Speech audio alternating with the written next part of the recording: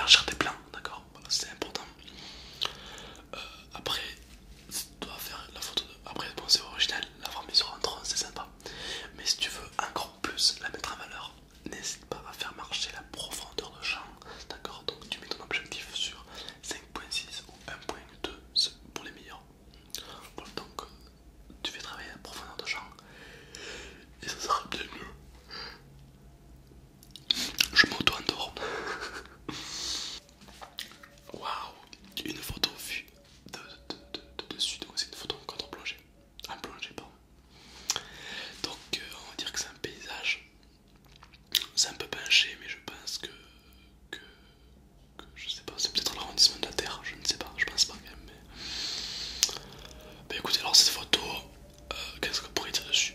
Allez, on va dire qu'elle a un petit peu de couleur, un peu de contraste. Allez, pourquoi pas. Mais en soi, après, il n'y a pas grand chose à dire parce que c'est une vidéo vue de dessus. Hormis la recadrer un peu, enfin la redresser un peu pour pas qu'elle penche. La lumière, pas la lumière, la couleur, le contraste. En soi, après, c'est une photo qui marche bien. Voilà. Parce qu'au premier plan, on a les sortes de petits bateaux et tout, non, c'est sympa. Ah, j'aime beaucoup une photo avec de la mer, avec la mer, une rivière, avec le ciel. Alors c'est une photo que j'aime beaucoup, pourquoi? Parce qu'elle est prise à une vitesse très rapide, d'accord? Donc je dirais un 250e, 3 centièmes de seconde. Car les vagues sont complètement figées, d'accord, par le temps, elles ne sont pas floues, et ça c'est très joli.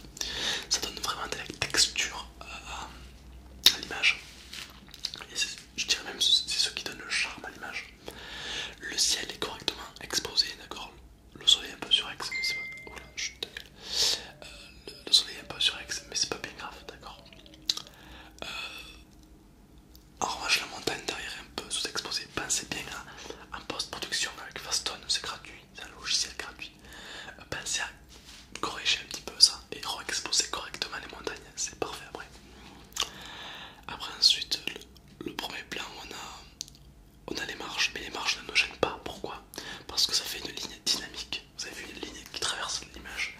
Donc l'œil n'est pas gêné par les marches, au contraire. C'est très intéressant.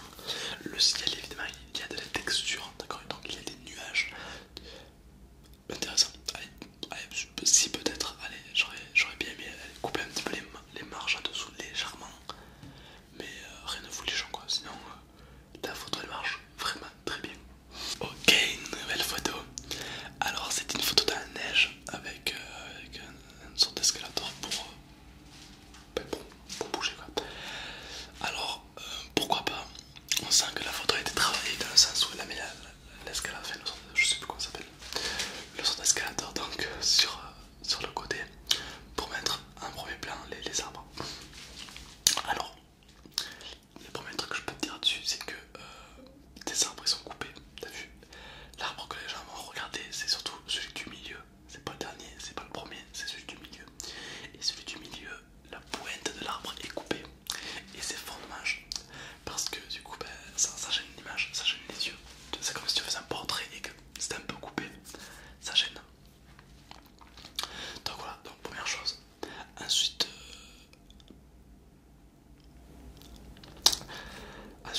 après, à part ça, la photo est plutôt sympa parce qu'en bas de la neige, elle est correctement exposée l'image. Donc on voit bien les textures, on voit bien les traces de la neige.